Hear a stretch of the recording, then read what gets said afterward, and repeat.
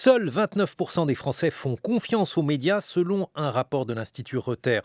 Pour l'étude du journalisme publiée la semaine dernière, la France se trouve donc parmi les pays qui croient le moins les journalistes, 41e rang sur les 46 étudiés. Bonjour Alice Santôme. Bonjour. Vous êtes journaliste, directrice exécutive de l'école de journalisme de Sciences Po et co-autrice d'un rapport de l'Institut Reuters sur la consommation de l'information. Pourquoi la France est-elle si mal classée, ou plutôt les médias français d'ailleurs sont-ils si mal classés, Alice Santôme? Et c'est vrai que c'est un peu affolant quand on voit les chiffres. On a le pourcentage le plus bas en Europe, après la Grèce, après la Hongrie, après la Slovaquie. Alors ce qu'il faut comprendre d'après l'étude 2022, c'est une baisse globale. Tous les pays baissent dans la confiance qu'ils accordent à leurs médias. Mais en France, c'est peut-être encore un peu plus fort parce que c'est un long processus qui s'inscrit dans le temps. Je ne sais pas si vous vous souvenez des manifestations sociales, les Gilets jaunes, l'année 2018, l'année 2019. On était déjà dans ce sentiment un peu d'agressivité envers les journalistes. Il y avait même des agressions physiques sur les ronds-points. Il y avait cette idée déjà que les médias étaient une sorte de support de l'élite française, et puis que les journalistes étaient cantonnés à Paris, préféraient pérorer depuis des plateaux télé plutôt que d'aller sur la France des ronds-points. Donc vous voyez que ça s'inscrit comme ça dans le temps. Dans une évolution. Voilà. Alors c'est vrai qu'en 2020, c'était quasiment pire. Seulement 23% des Français avaient confiance dans les médias. Donc on voit qu'il y a un petit progrès, même si ça peut sembler faible, entre 2022 et 2020. On a 6 points de gagné. Aux USA, vous savez, la confiance, c'est une question surtout de bord politique. Globalement, plus on est à droite, plus on a tendance à être en défiance avec les médias. En France, la division, elle tient moins finalement au bord politique qu'à une question de revenus et de niveau d'éducation. Mais alors, quels sont, dans ce contexte-là, les médias qui fonctionnent le mieux? Parce que, malgré tout, j'imagine que la confiance dans les médias, elle n'est pas la même selon les supports, Alice Santôme. C'est vrai qu'on voit là que le service public, dont France Culture... C'est pour ça qu'on vous a invité. Voilà, évidemment, je me doute.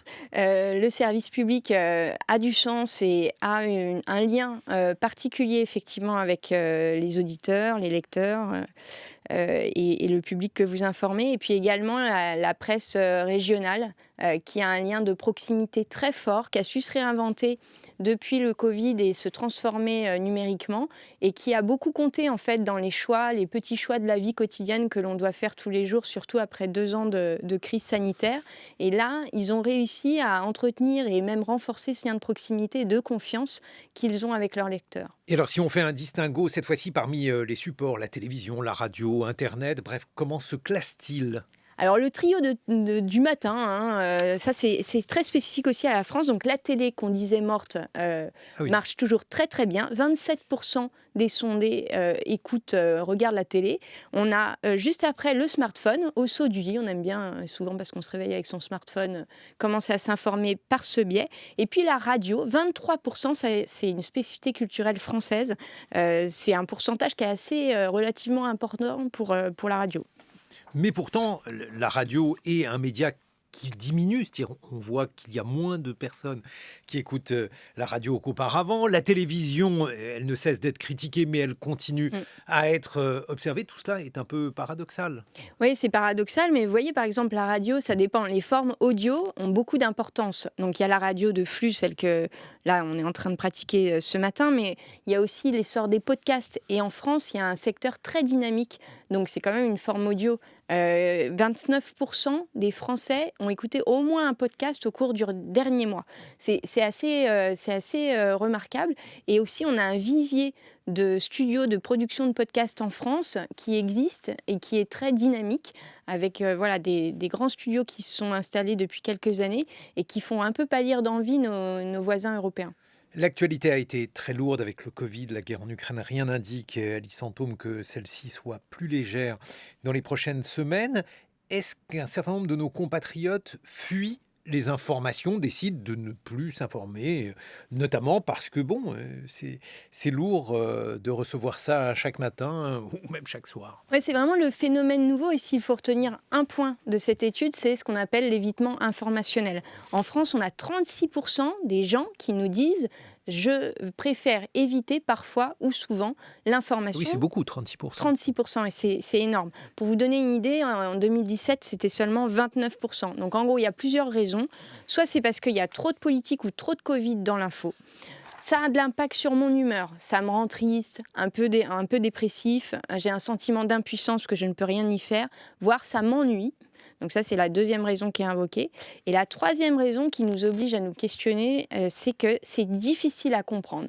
On comprend mal les informations pour un pourcentage non Ah faible, oui. et notamment chez les plus jeunes qui disent c'est mal contextualisé ou j'ai du mal à rentrer dedans ou j'ai du mal à lire ce type d'informations.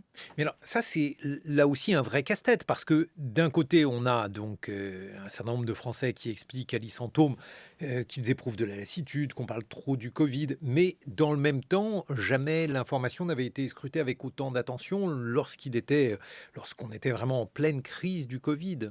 Et au début de la guerre en Ukraine. Alors en effet, en France, on aime vraiment ce qui est nouveau. Tout ce qui est actualité prévisible, du type l'élection présidentielle, il y a une sorte de lassitude, pas d'effet de nouveauté. Vous mettez le Covid en 2020, là, effectivement, il y a un attrait et une attention très forte. Vous mettez la guerre en Ukraine dans les premiers jours, oui, il y a une attention très forte et un trafic incroyable sur les sites d'information français. Et puis après, ça s'étiole au fur et à mesure que ça devient un peu moins nouveau. Mais vous savez, la France, c'est vraiment un pays de paradoxes. Regardez, par exemple, dans l'étude est mentionné aussi le lien de confiance sur BFM TV.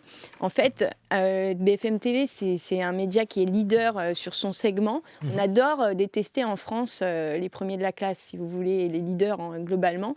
À la fois, c'est très suivi. Ils dictent une partie de l'agenda, effectivement. Et en même temps, on adore dire qu'on déteste BFM. On adore dire que finalement, il n'y en a pas la confiance qu'on espère. Donc, vous voyez, on est toujours un peu entre deux eaux et un peu paradoxaux quand on utilise de l'information en France. Même chose, j'imagine, pour la presse écrite, parce que celle-ci est louée, mais elle est bien souvent très peu achetée. Ouais, elle est peu achetée sous la forme papier dans les kiosques. Il faut dire que la crise sanitaire n'a pas favorisé vraiment ce support. En revanche, la transformation en ligne, même des journaux qui offrent des déclinaisons ou même d'autres formats qui existent depuis votre smartphone, est remarquable. On a quand même des beaux élans. On a par exemple sur les abonnements, je pense au Monde, au Figaro ou même à Mediapart, on a vraiment une offre digitale qui s'est vraiment construite avec des gens qui payent et qui acceptent de payer pour être informés. Merci beaucoup, Alice Santôme. Je rappelle que vous êtes journaliste directrice exécutive de l'école de journalisme de Sciences Po et vous êtes l'une des co-autrices de ce rapport de l'Institut Rother sur la consommation de l'information. On va voir tout de suite d'ailleurs les unes de la presse.